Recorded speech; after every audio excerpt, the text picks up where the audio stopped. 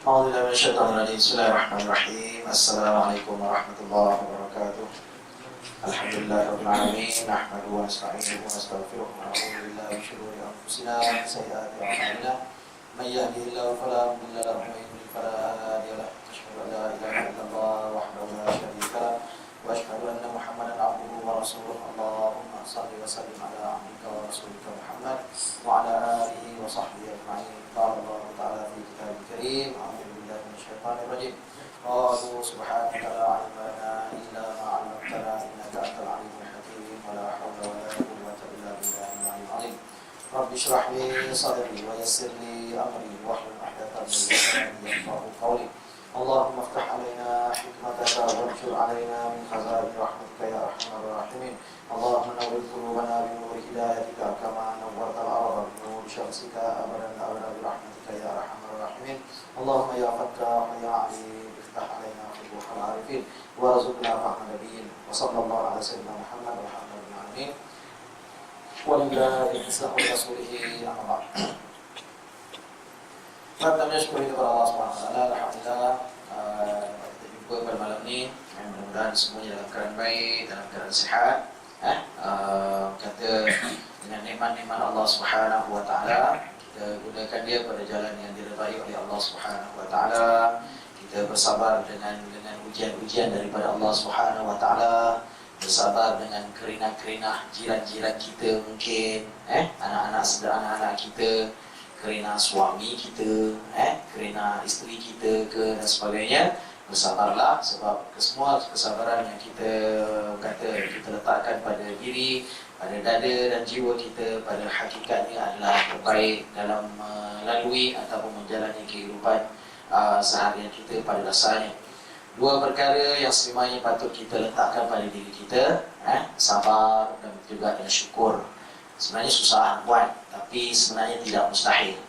Sabar dan syukur pada Allah Subhanahu Wa Taala adalah perkara yang paling susah untuk dibuat oleh manusia, oleh kita, tetapi tidak mustahil untuk kita lakukan dia. Sebab pada dasarnya bila kita dapat sabar, dalam banyak keadaannya kita boleh menelan semua kepahitan ataupun ujian-ujian yang diberikan oleh Allah Subhanahu Wa Taala. Dalam senang-senang lutut kaki kita ke dan sebagainya kan. Kalau sabar, ketuk-ketuk sikit kan dapatlah tegak balik kan. Dalam dia kata kebas-kebas dan sebagainya, dipicit-picit kan, datanglah balik darahnya tu. Sabar. Begitu juga dalam kita sabar, kita syukur. Sebab ada orang yang lebih teruk ataupun lebih kurang dari segi nikmatnya berbanding dengan kita. Jadi dua tu sebenarnya kita kena letak dalam hidup kita seboleh mungkin pada setiap saat dan ketika. Jadi insyaAllah kita akan tidak tertekan dengan kehidupan yang sedia ada. Itu juga tuan-tuan, kita syukur dengan Allah Subhanahu Wa Taala, kita dah masuk Syaban. Tinggal lagi lebih kurang dalam 26 hari kot, lebih kurang 25 hari je lebih kurang 25-26 hari untuk kita bertemu dengan Ramadan Allah Subhanahu Wa Taala pada tahun ini. Jadi mintalah dipanjangkan umur, dimurahkan rezeki, diberikan kesihatan yang cukup sempurna untuk kita sampai bertemu dengan Ramadan Allah Subhanahu Wa Taala pada tahun ini. Okey tuan-tuan, rasanya sebulan tak jumpa kot. Datang-datang tengok tiang tegak kat Allah. Tengok badan ni. Rupa dah siap dah. Tapi rupanya sekalian tadi kata satu hari je masak. Sekejap lagi. Pakau sekarang ni. Okey tuan-tuan, tak apalah. Itu semua kecanggihan dunia pada hari ini. Okey, perasaan saya kita berhenti pada muka surat 31 kan? Betul tak? Kan Okey, surat 31. Maka kita masih lagi pada surah An-Nazi'at, surah yang ke-79. Jadi untuk muka surat 31 hinggalah 32 tu yang merupakan di bawah tajuk pedoman hidup dan hukum hakam, yang merupakan sebagai satu kesimpulan. Rasanya tuan-tuan boleh lalui sini, kita dah banyak bincang dalam perkara itu. Yang ini masih lagi berbicara tentang persoalan kemampuan para malaikat Allah Subhanahu Wa Taala dalam mentaati perintah-perintah Allah dengan tugasan-tugasan yang telah ditetapkan.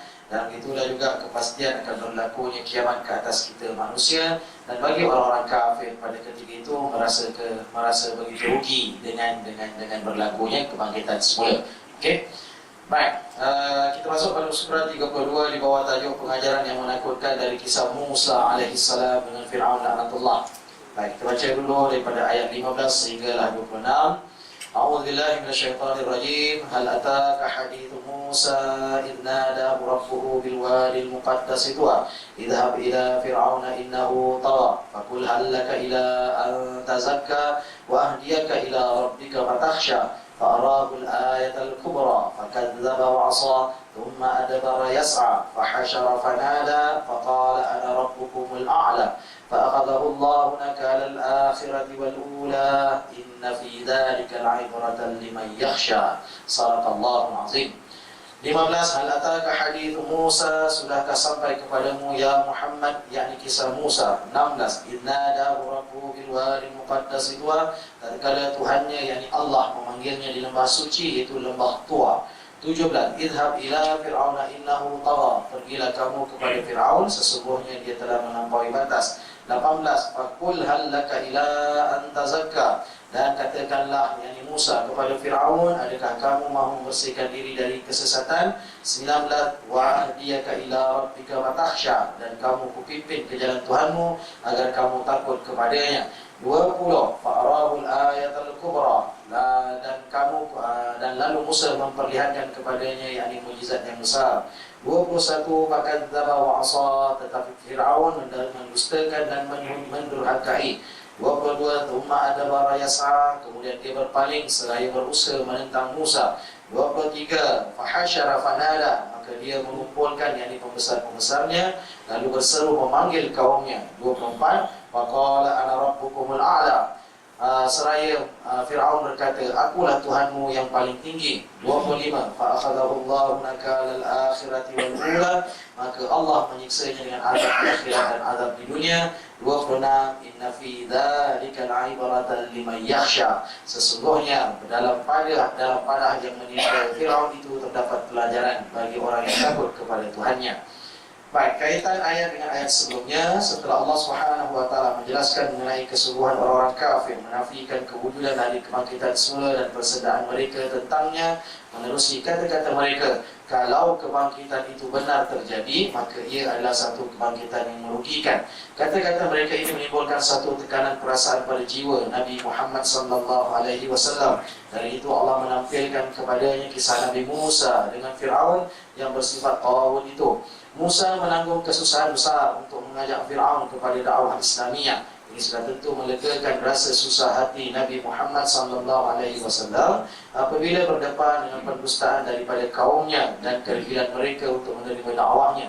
Dalam masa yang sama, ia merupakan satu amaran kepada orang-orang kafir yang mendustakan Nabi Muhammad SAW, bahawa mereka juga tidak mustahil bakal ditimpa malapetaka sebagaimana yang telah menimpa bangsa yang lebih kuat dan perkasa dari mereka sekiranya mereka terus kekal dalam kekufuran. Allah akan melakukan sebagaimana dia telah lakukan kepada orang-orang sebelum mereka sebagai satu amaran dan pengiktibaran. Di dalam ayat yang lain Allah menyebutkan dengan maksudnya, jika mereka berpaling maka katakanlah, aku peringatkan kamu dengan panahan petir seperti petir yang menimpa kaum 'Ad dan kaum Thamud ketika Rasul-Rasul datang kepada mereka dari depan dan dari belakang.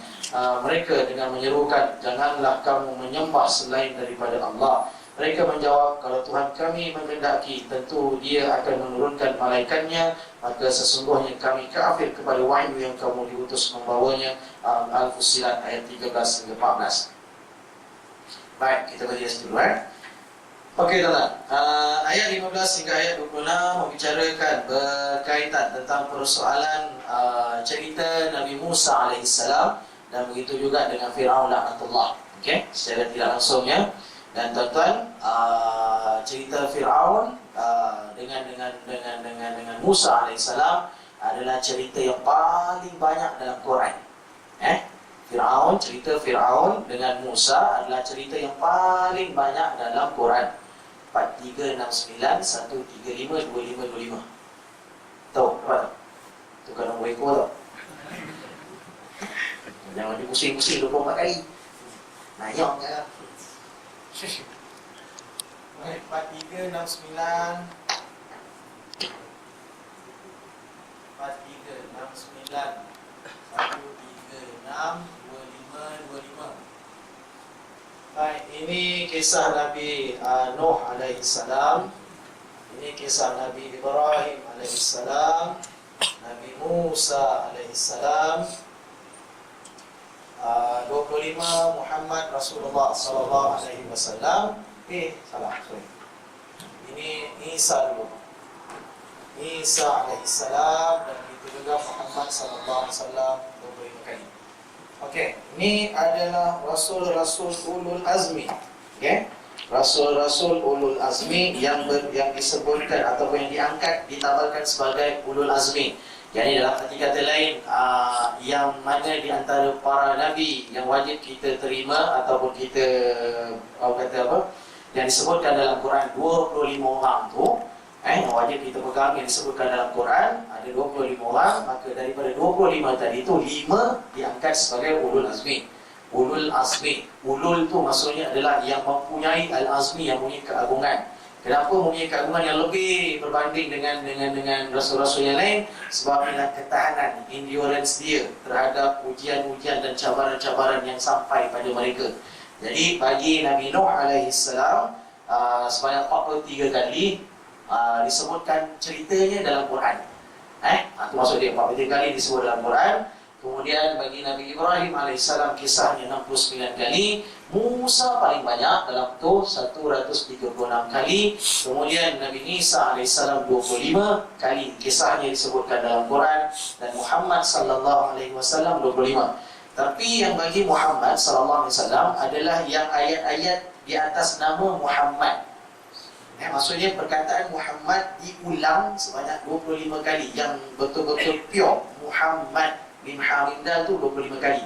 Ada pun yang tidak di atas Muhammad, tapi memang maksudnya Muhammad. Macam Qul huwallahu ahad, katakanlah wahai Muhammad. Ayat tu tak dikira.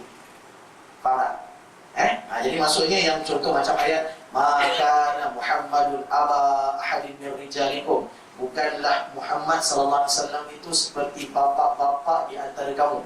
Jadi Muhammad itu, kalimah Muhammad itu dikira satu. Tapi macam kalau ayat-ayat biasa, yas'alunaka an, contoh, yas'alunaka anil khamri wal maisir, mereka bertanya kepada engkau, ka, hakikatnya Muhammad, tapi ka itu cerita tu tak diambil kira. Cuma yang dikira yang kalimah Muhammad yang diulang.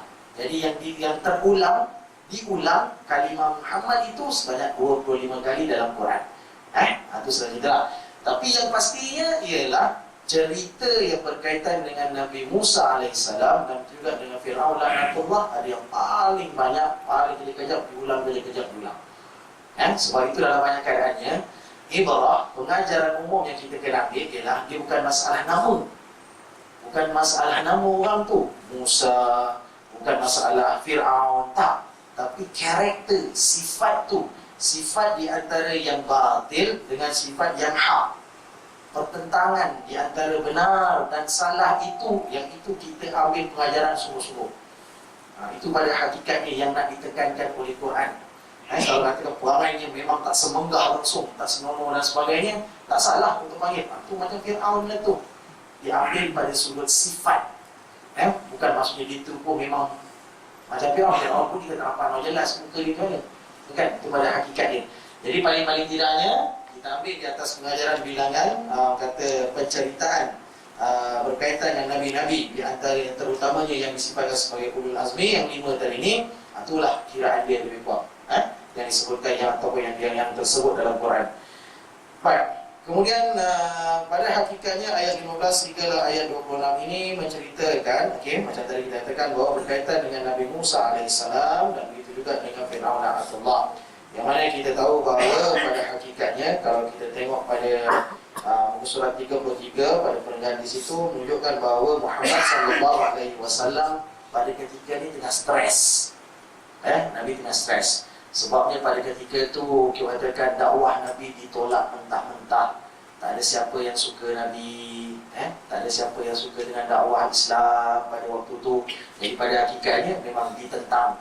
Jadi Nabi rasa depressed, rasa tak senang hati, tak seronok, tak dapat nak tarik orang dan sebagainya.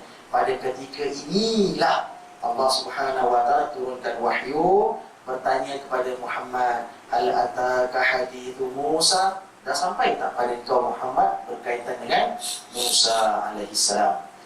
Itu maksudnya sebab nak menggambarkan kepada Nabi sallallahu alaihi wasallam bahawa pada hakikatnya yang kau rasa ni Musa dah lalu dah, malah lebih berat daripada tu. Sebab yang menentang Musa pada hakikatnya bukan semata-mata kau, tapi yang dalam rumah dia. Sebab kita jangan lupa, Musa membesar dalam istana Firaun. Dipandang pada satu sudut dunia, Musa membesar dalam istana Firaun. Firaun yang bagi dia makan, sebab Firaun ni kita consider macam ayah angkat dia, keluarga angkat dia. Itu pada hakikatnya dia dibelai oleh Asia dengan penuh kasih sayang. Firaun walaupun antara sayang dan tidak, tapi setidak-tidaknya dia berlindung di dalam istana Firaun. Tapi pada ketika itu juga Firaun tentang dia.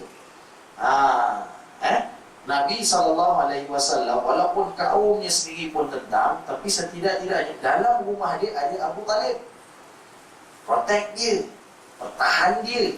Jiwa kita manusia tuan-tuan, dalam banyak keadaannya, kita kadang-kadang dalam banyak keadaan jiwa manusia dengan masyarakat, dengan orang yang tak ada kaitan dengan diri kita, dia tentang kita, tak terima kita, dia benci kita, kadang-kadang satu sudut kadang kita boleh tahan.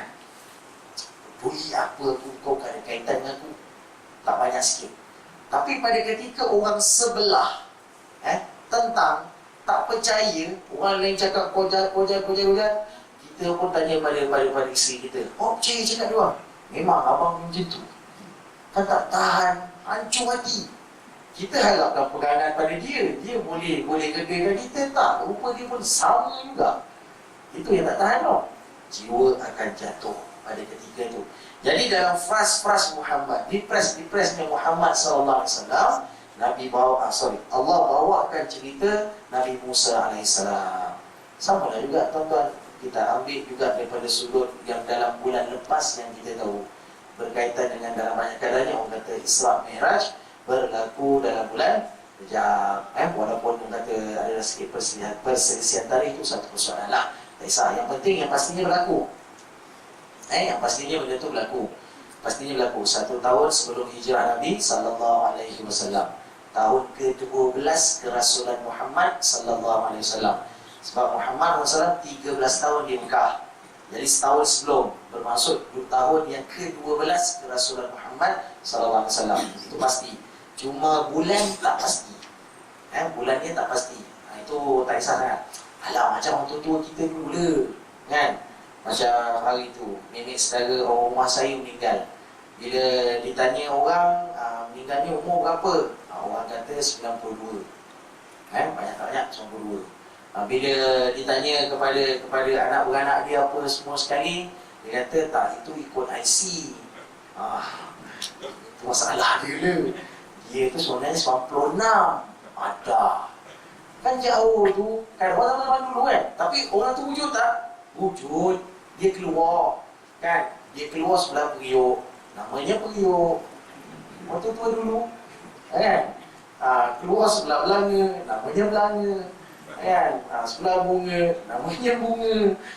Nasib lah, dia keluar, tapi tarikh tak tentu. Tapi yang pastinya berlaku. Samalah macam Muhammad sallallahu alaihi wasallam. Tarikh tu tak penting. Yang penting Quran rakam. Subhanalladzi asra abdihi minal masjidil haram ila masjidil aqsa alladzi barakna hawlahu linuriyahu min ayatina innahu samiun basir. Benda tu pasti berlaku kan? Dalam arti kata lain sekarang ni ialah benda tu berlaku, kita terima je lah. Itu je. Bila itu tak persoalan. Muhammad sallallahu alaihi wasallam orang kata 12 Rabiul Awal.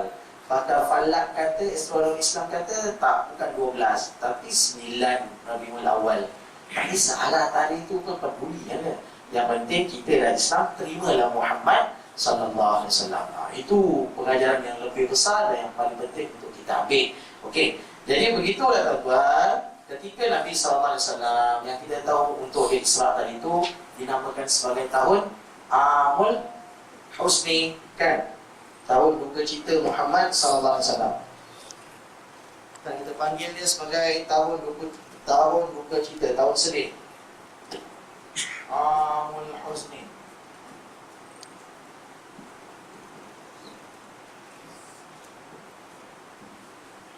Tahun sedih.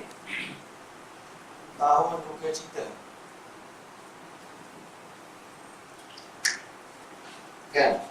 Yang ini apabila Khadijah binti Khuwailid, isteri kesayangan Nabi sallallahu alaihi wasallam, yang hidup bersamanya selama 25 tahun tinggal bersama, kemudian bila dah meninggal, kemudian Abu Talib sebagai pelindung dia daripada Quraisy yang selalu menentang dia pun meninggal dunia walaupun tidak masuk Islam. Itu ketika kata jumhur ulama, majoriti ulama mengatakan bahawa dia tidak masuk dalam Islam, tetapi sebagai pelindung pada Nabi sallallahu alaihi wasallam meninggal. Jadi dua orang yang dikasih meninggal pada waktu yang cukup rapat, dekat. Okay? Jadi untuk hiburkan hati Muhammad sallallahu alaihi wasallam, lagi-lagi setelah daripada kata Khadijah pergi, Abu Talib pergi, kemudian pergi ke Taif pula, dia di pulau, dia dibaling dengan batu dan sebagainya. Jadi selain daripada nak bagi perintah salat, begitulah juga sebagian ulama kata untuk entertain Muhammad sallallahu alaihi wasallam. Jadi asra, jadi berlakulah Isra Mi'raj. Maksudnya untuk dibawa Muhammad, dipertontonkan dengan kebesaran Allah Subhanahu wa taala dan sebagainya, maka pada hakikatnya adalah untuk menyenangkan. Salah satunya adalah untuk menyeronokkan Nabi sallallahu alaihi wasallam supaya dia boleh lupa sekejap tentang kesedihan dia di dunia. Itu pada hakikatnya. Baik. Jadi begitulah juga dalam depression yang berlaku pada Muhammad sallallahu alaihi wasallam. Allah datangkan kisah Nabi Musa alaihissalam pada ketika itu, yang mana dari segi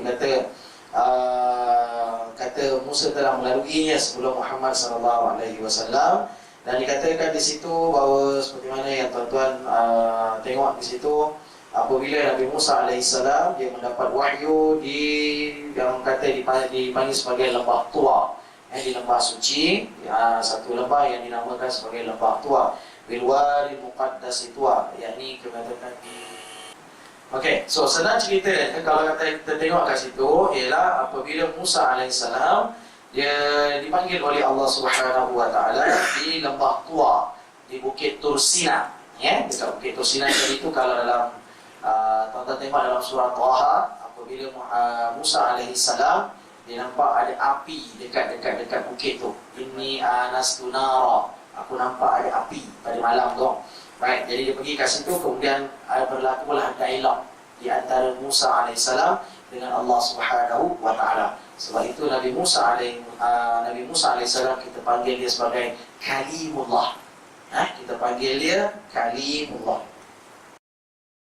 Antara gelaran yang diberikan kepada Nabi Musa alaihissalam, kita panggil Kalimullah, yang berkata-kata dengan Allah, yang berdialog dengan Allah Subhanahu wa taala. Ibrahim kita panggil Khalilullah, kekasih Allah. Khalil itu maksudnya kasih. Ada perempuan namanya Khalilah. Dulu Ustaz ada nama dia tu, Khalilah. Baik, kemudian Muhammad Rasulullah sallallahu alaihi wasallam kita panggil dia sebagai Habibullah, kekasih juga, tetapi Habib dia lebih rapat kalau dibandingkan, dia status tu lebih tinggi sedikit daripada Khalilullah dalam banyak keadaan dia. Baik, tak ada masalah. Okey, so Nabi Musa alaihissalam berdialog dengan Allah Subhanahu wa taala. Dialog kita kena faham sesuatu akidah kita Ahlussunnah wal Jamaah. Berdialog tidaklah bermaksud mendengar. Berdialog tidaklah bermaksud mesti mendengar suara. Sebab kalau tidak, nanti kita akan bersama seolah-olah macam kita akan mengatakan bahawa bagi zat Allah Subhanahu wa taala sebagai pencipta Al-Khaliq, sifatnya sama dengan kita makhluk. Kita tak boleh cakap macam tu. Kita tak boleh nak mengatakan bahawa Musa berkata-kata dengan Allah Subhanahu wa taala, dengan Musa bercakap seperti mana manusia dalam masa yang sama macam Musa dengar suara Allah. Tak boleh. Tak boleh cakap macam tu. Kisah Nabi Ibrahim alaihissalam dengan Allah Subhanahu wa taala. Ketika bila Ibrahim alaihissalam bila dia minta pada Allah untuk membuktikan bagaimana Allah menghidupkan yang mati. Kaifa tuhyil mauta, macam mana kau hidupkan yang mati?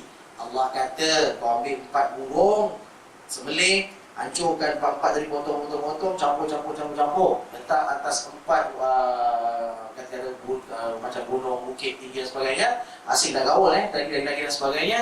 Kemudian kau seru dia balik, maka 4 tu aku akan hidupkan dia datang pada kau. Bermaksud dialog Ibrahim dengan Allah Subhanahu Wa Taala tidak seperti mana dialog kita dengan sesama manusia. Dengan suara pastinya satu, ataupun dalam itu juga mendengar dengan suara. Tak, kita tak boleh faham macam tu. Sebab bila faham macam tu nanti, sila-sila nanti kita akan jadi macam Wahabi. Jadi tak boleh. Sebab Wahabi dia ada persoalan musyabbihat, yakni menyamakan Allah dan kedudukan zat Allah seperti mana manusia biasa makhluk. Tak boleh. Haram. Begitu juga yang macam kita dalam banyak keadaannya memahami ketika Muhammad SAW menerima perintah daripada Allah Subhanahu Wa Taala ketika Isra dan Mi'raj, kita faham Nabi bertemu dengan Allah, berjumpa dengan Allah, terima. Soalnya berjumpa sekarang macam face to face. Tak boleh. Tak boleh cakap itu. Sebab bila cakap macam itu nanti dah mula sama ada unsur seperti musyabbihat. Musyabbihat ni maksudnya ada persoalan menyamakan Allah seperti makhluk. Sekarang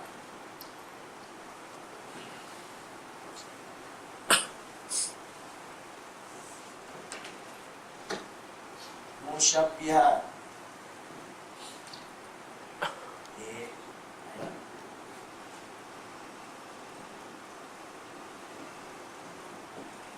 Musyabbihat ni maksudnya ada unsur menyamakan, memberikan persamaan.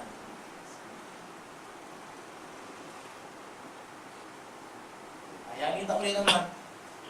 Haram daripada sudut akidah kita Sunnah wal Jamaah. Kita tak terima sebab haram untuk menyamakan sifat Allah seperti mana sifat makhluk. Dia tak boleh. Kita katakan seolah macam Allah berkomunikasi dalam arti kata lain dengan Ibrahim, macam 3 kes yang terang tadi lah. Ibrahim dengan Musa, begitu juga dengan Muhammad sallallahu alaihi wasallam, seolah-olah macam yang kita faham. Tak boleh tuan-tuan. Malah untuk senang faham dia macam ni je tuan-tuan. Untuk senang faham macam ni je. Dari segi komunikasi, communicate, cakap baik dia. Komunikasi. Okey. Dalam kita berkomunikasi dengan orang, okey, komunikasi ni ataupun communication ni kita ada yang kira verbal communication dan non-verbal communication. Senang dong. Cakap Melayu payah pasal. Okey, baik. Komunikasi secara lisan dan juga satu lagi komunikasi secara bukan lisan. Tuan-tuan, kalau tuan-tuan faham, ada yang tak jawab, tapi dia aku. Tu kita ada dialog lah tu, quote-unquote dialog kita komunikasi dah tu. Betul tak? Kan? Kadang-kadang kita dengan anak kita kan, kita dah marah-marah dia apa semua sekali. Gini dia normal lagi tak? Kita dah terima dah. Maksudnya, dengan apa yang kita nampak, kita boleh faham. Seolah-olahnya jiwa kita, kematian pada ketika itu, memahami sesuatu tanpa perlu untuk mendapatkan, katakan satu bentuk yang sama seperti mana yang kita fahamkan. Tak mesti. Kadang-kadang kita tengok je dah boleh anggap dah. Seolah-olah kita macam berkomunikasi dan sebagainya. Tapi communicate itu tidak boleh dalam fahaman kita seperti makhluk. Tak boleh. Tak ada suara satu, tapi difahami perkara itu berlaku. Kita dengan pasangan kita pun, kita dengan anak kita, kita dengan kawan-kawan dan sebagainya, jiran-jiran kadang-kadang, benda tu difahami. Dan kita boleh tahu dengan gerak bahasa badan kadang-kadang dan sebagainya, kita boleh nampak. Pergerakan itu pada hakikatnya dah tahulah.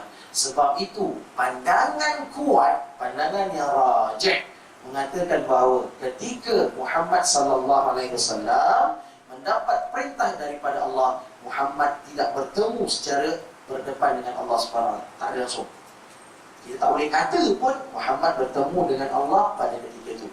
Pandangan kuat mengatakan bahawa hanya mendengar kalam Allah Subhanahu wa taala. Itu je. Tapi ada pandangan kata nampak macam bayang-bayang. Tak boleh. Bila nampak bayang-bayang bermaksud Allah ada zahir. Tak boleh lah. Nanti dia akan jadi musyabbihat balik. Jadi tak boleh. Benda-benda tu kita kena faham. Bila konteks nak bercakap tu kita kena hati-hati. Sebab ini masalah tauhid. Ini masalah akidah. Jangan sampai ada terletaknya masalah musyabbihat. Macam tadilah secara mudahnya ada komunikasi secara lisan, bercakap, kita berdialog, ada conversation dan sebagainya, tapi ada juga komunikasi yang tak memerlukan kepada bahasa. Itu bahasa mudahnya. Tak memerlukan kepada suara, tapi difahami. Benda itu difahami. Saya rasa tuan-tuan dengan pengalaman hidup kita, lazimnya kita boleh menganggap satu-satu perkara walaupun kita tak mendengar suara dan jawapan pada satu apa yang kita persoalkan. Biasa kita boleh dapat. Okey. Baik, jadi dalam arti kata lain, setelah mendapat wahyu daripada Allah Subhanahu wa taala, Musa diperintahkan oleh Allah pergi kepada Firaun laknatullah sebab disifatkan sebagai tagha. Tagha itu adalah yang disifatkan sebagai melampaui batas.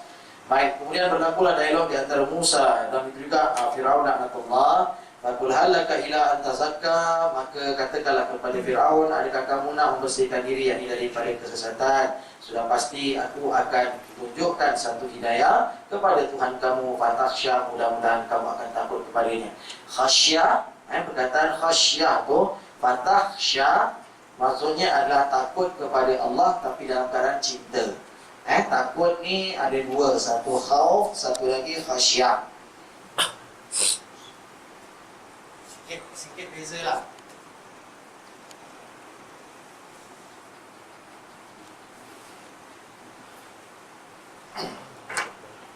Satu perkataan khasyah, satu lagi perkataan khauf.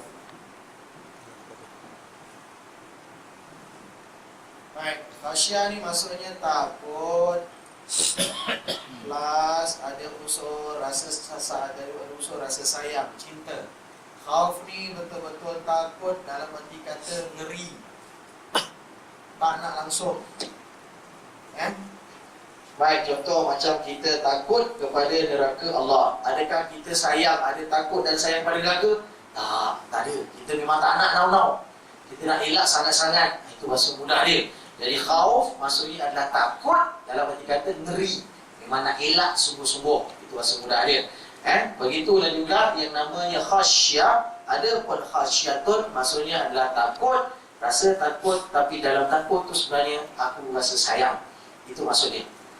Apatah lagi pada Allah Subhanahu wa taala, pada hakikatnya yang kita takut untuk masuk neraka itu sebab hakikatnya kita melaksanakan tanggungjawab di atas perintahnya.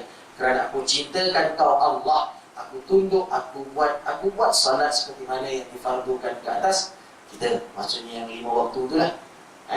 Tak banyak kan?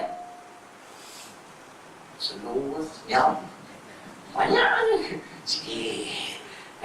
Asal 50 kan, asal 50 turun dekat Musa alaihissalam. Turun dekat Musa alaihissalam. Nabi sifatkan dalam hadis, dia kata apabila Abu Jahal dengan Abu Sufyan al-Harb bila provok Muhammad sallallahu alaihi wasallam dalam Isra, dia tanya, macam mana kau kata kau dah pergi Masjidil Aqsa, sekarang ni sif lana, bagi tahu dekat kami macam mana rupa Musa. Jadi digambarkanlah Musa tu, rambutnya ada ginting-ginting sikit, kulitnya agak gelap-gelap sikit, macam seorang matang lah, lebih kurang gitu. Tak adalah hitam manis, tidak. Bahunya lebar, tinggi, nampak perkasa, tegap Musa. Dan memang dia sendiri pun memang orang katakan memang Bani Israel memang satu bangsa yang kita sifatkan memang mantap, tegap dan sebagainya, memang kuat. Kita katakan itu.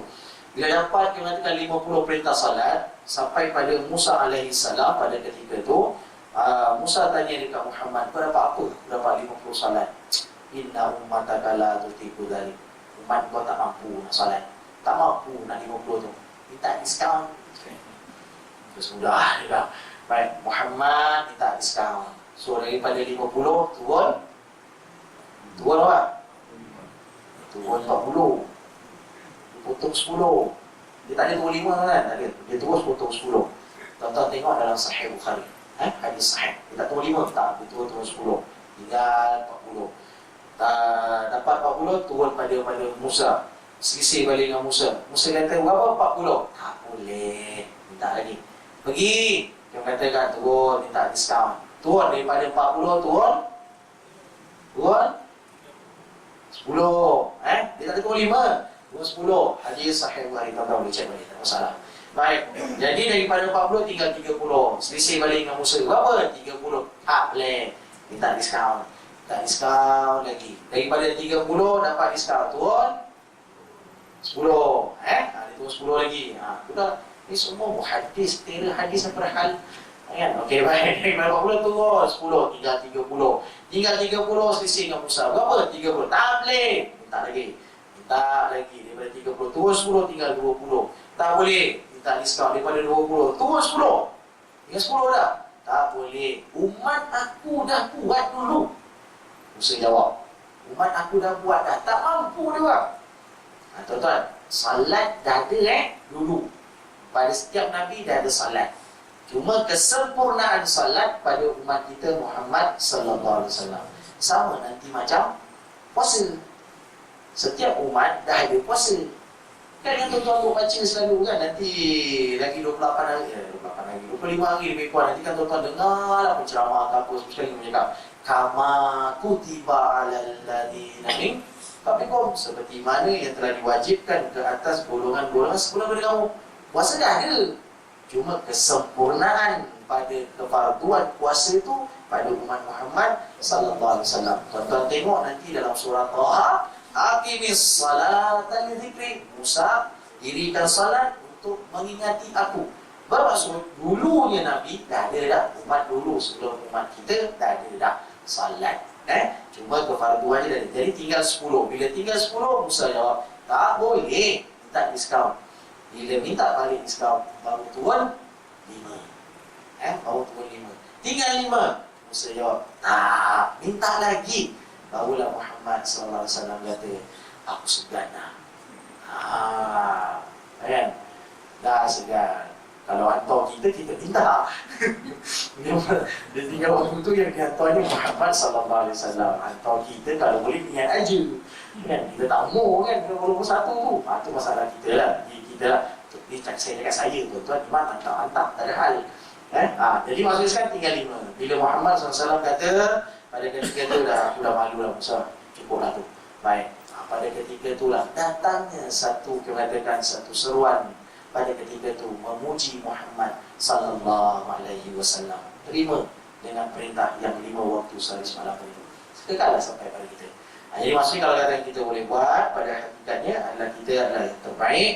Kita memang dia berat tuan, kita cakap lah, kita kena jujur dengan diri kita dalam banyak keadaannya. Sebab Allah sendiri yang cakap berat. Allah sendiri yang cakap berat. Kita kena terima lah. Sebab Allah sendiri cakap, kan? Takkan garang no kata, tak ada hal lah Ustaz sekali 5 ni. Jangan garang no. Allah uji garang. Semua ujung waktu juga jadi garang. Memang berat. Sebab Allah kata pun, wa inna lakabiratun illa alal khashiyin. Sesungguhnya salat tu berat. Jangan belagak lah. Jangan kata senang no, salat subuh. Alah, 2. Nak 2 tu biasa dah cicak-cicak 7 baru jalan. Kan, dah senang. Nanti sahur, kan? Dah bangun awal dah. Kan? Dah bangun awal. Kalau setakat surau ni, boleh penuh bila-bila je kalau nak cakap dekat terang ni kalau lepas sahur dulu. Kan? Pasal dah sahur. Kalau tak ada sahur, rasanya lagi payah. Tapi dah sahur dah. Dah aku katakan dah bosok gigi, dah elok duduk, nak baca Quran boleh. Boleh datang surau. Bukan tak boleh. Datang. Minggu pertama. Minggu 2 sikit. Minggu 3 ada lah 3-4 orang. Tak pernah. Saya cakap suruh tempat lain ke sini. Yang perempuan bro. Baik, jadi dalam arti kata lain bukan. Melainkan illa alal khashiyin, dalam banyak keadaan. Mudah-mudahan kita termasuklah antara golongan yang khashiyin itu, mudah-mudahan. Baik. Kemudian bila diserukan kepada Nabi Musa, diserukan kepada Firaun laknatullah, pada ketika itu fakadzdzaba wa asa. Pada ketika itu dikatakan Firaun laknatullah mentakdzib, dia membohongi, dia mendustakan Musa alaihissalam. Tuan-tuan, sama juga secara tak langsung ayat ni macam kena-kena je dengan yang baru lepas Isra Miraj ni. Sebab ada persoalan tasdik dan ada persoalan takdzib. Sebab macam tu, fakadzdzaba wa asa. Kadzdzaba atas kata wazan fa'ala. Fa'ala yufa'ilu fi'l. Baik, kadzdzaba yukadzibu takdzib, saddaqa yusaddiqu tasdiq.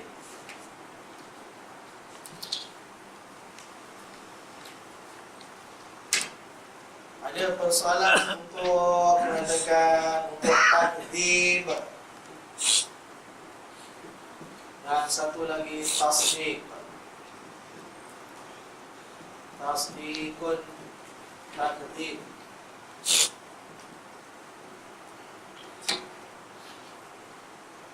Baik, ini dia punya noun dia. Okey. Bahasa Inggeris. Okey, dalam arti kata lain dia dah jadi sebagai satu kata nama, yakni membohongi. Takdzib maksudnya satu penipuan, pendustaan, mendustakan. Adapun tasdik maksudnya membenarkan.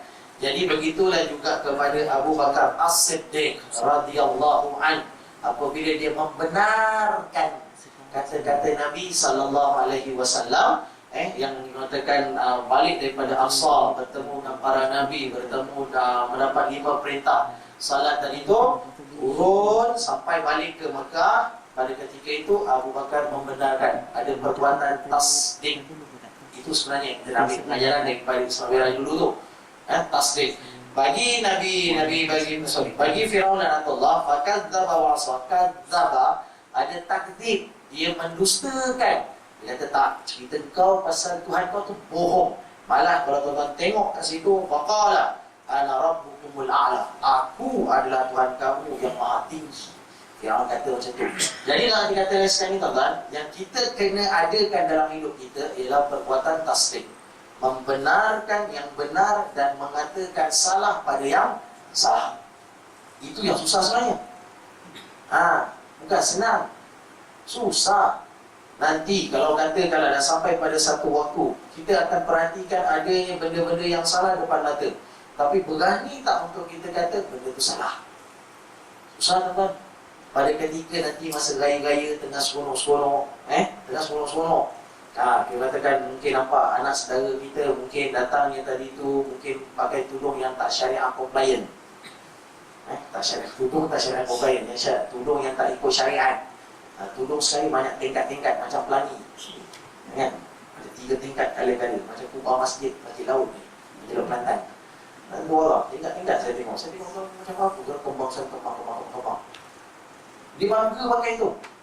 Kalau boleh, pada ketika tu tuan, kita nak membenarkan tak agama Tuhan, yang awak pakai itu sebenarnya dah tahu, kena dah tahu. Boleh tak cakap? Hari-hari. Ya senang ke? Susah. Bukan senang nak tasdik. Susah. Benda itu senang. Sebab Abu Bakar ketika Abu Jahal dengan Abu Sufyan datang pada Abu Bakar, sebab ada riwayat mengatakan bahawa ketika dipanggil orang Mekah masa Nabi nak sampaikan orang kata perintah salat 5 waktu tadi tu, Abu Jahal panggil. Sahih Muslim, tuan-tuan tengok, tak ada masalah. Bila Abu Jahal offer, kau nak aku panggil penduduk Mekah? Nabi SAW jawab, okey, kau panggilkanlah. Abu Jahal panggil kan? Pukul depan Nabi SAW. Pada ketika itu Nabi pun cerita ada suaranya. Tapi pada ketika itu ada riwayat mengatakan bahawa Abu Bakar tak ada di situ. Tapi ada riwayat kata Abu Bakar ada, tapi agak berjauhan, tapi mengetahui tentang perkhabaran tersebut. Jadi bila dah sampai pada tahap itu, bila katakan kalau kita ambil pada riwayat yang mengatakan Abu Bakar tak ada berada di situ, ataupun ada tapi antara dengar dan tak dengar, Abu Sufyan dengan Abu Jahal pergi balik pada Abu Bakar. Kau dengar tak cerita Muhammad? Dia kata pergi pada Aqsa, kemudian dia naik 7 tingkat langit dan sebagainya dia. Abu Bakar kata, ya aku dengar, aku dapat tahu. Apa pandangan kau? Abu Bakar kata, aku terima. Abu Sufyan angkat pedang. Tuan-tuan, ada ancaman, ada ugutan. Abu Sufyan angkat pedang. Kau cakap lagi sekali, aku takut pilih kau. Ada ancaman. Tapi Abu Bakar tetap tasdik. Muhammad, kalau Muhammad cakap lebih daripada itu pun aku percaya. Maksudnya tasdik itu, tasdik pada Abu Bakar radhiyallahu an pada ketika itu sebenarnya dalam keadaan dia diugut. Kita tengah raya, tak ada ugutan, tengah seronok-seronok, dan tengah gigit-gigit gendang tu, tengah liang-liang, tapi ada benda salah depan mata, berani tak cakap membenarkan Allah dan membenarkan Rasul? Susah. Tidak senang pun. Susah. Tengok sepupu sepapat kita, anak-anak buah kita ke apa, yang lelaki-lelaki datang semua ada bangle, ada pakai rantai ke dan sebagainya. Berani teruk masa raya. Kita tak diukur time tu. Berani tak tasdik? Susah. Payah. Sebab tu Nabi kata iman Abu Bakar letak atas timbang, Iman Abu Bakar tak bergerak walaupun semua isi dunia letak atas timbang yang sebelah. Tak terangkat iman Abu Bakar. Sebab ketika dia ugut, dia firm, very firm dengan stand dia. No, aku tetap kata Muhammad benar. Kita belum tentu. Kau tak cakap siap kau. Pulau kau. Jangan main-main. Kau boleh dapat aku punya sign nanti. Kau lagi seram sejuk. Ni apa? Kawan saya, dua-dua kawan saya. Dua-dua kawan saya. Tapi seorang tu memang sebab kebetulannya saya memang cukup rapat dengan dia. Daripada saya tadika, bayangkan, sampai masuk U sama. Cuma darjah satu je. Tadika sama, sekolah sama, darjah satu. Tapi kelas je, yang lain semua kelas sama. Sampai masuk U. Rumah semua sama-sama. Dia rasa saya dalam coaching dia, rasa dia dalam coaching dia. Itu jangan salah, jangan siap cakap je. Habis rahsia aku. Senang cerita dia. Dia memang satu hamba Allah, satu sahabat yang cukup firm dengan stand. Okey, tapi dia sama-sama bersyarah. Tapi dia pergi satu college yang saya tak sebut lah. Tapi kebetulan yang sahabat saya dari seorang pun macam tu juga. Cuma sekolah menengahnya sama dan di universiti pun sama. Sekolah rendah yang tak jumpa lah. Tak apa, tak kisah. Tapi bila berjumpa balik yang dua orang tadi ni, bila kata dengan kekuatan yang ada pada masing-masing dan sebagainya, so yang seorang ni tadi ni dapatlah kedudukan dalam college, ya, agak laju lah dan sebagainya. Tapi ialah kadang-kadang ada rasa survival manusia, kepentingan yang dipandang, perspektif hidup dan sebagainya. Tapi bila kadang-kadang sampai satu waktu, dia tak cakap jauh, dia cuma jawab simple je. Kau kalau tak boleh terima apa yang aku cakap, mata pena aku ni tajam. Lama. Tu istilah dia. Maksudnya kalau setakat aku nak transfer kau, aku nak katakan nak halang kau daripada bonus ke dan sebagainya, mata pen aku ni tajam. Ya Allah Tuhan. Pada ketika yang kawan tadi tu, kawan saya tadi lah, yang very firm dengan stand, yang kau buat tu salah ke dan sebagainya, memang dia terpulang pada kau. Tuan-tuan, iman kita Allah cabar. Kita belajar macam-macam, macam-macam surau, kuliah kita pergi dekat YouTube, dengar lagi ke dan sebagainya, ustaz sana, ustaz sini. Pagi-pagi terpacak depan TV, tanyalah ustazah lagi dan sebagainya. Tapi pada ketika tak diancam, benda yang tak betul depan mata, berani tak untuk kita tasdikkan Allah, tasdikkan Rasul? Susah kan? Cakap senang kan? Cakap benar. Walaupun pahit, cakap benda yang betul. Cuba benda depan mata. Tak payah jauh. Anak kita cukup. Berani tak? Itu pun kita, aku cakap kadang pagi raya dah kecil hati, dah gaduh, baru minta maaf. Dah tak cakap. Tuan, iman kita Allah cabar. Ilmu yang ada pada kita Allah cabar. Berani tak untuk kita buat dan sebagainya.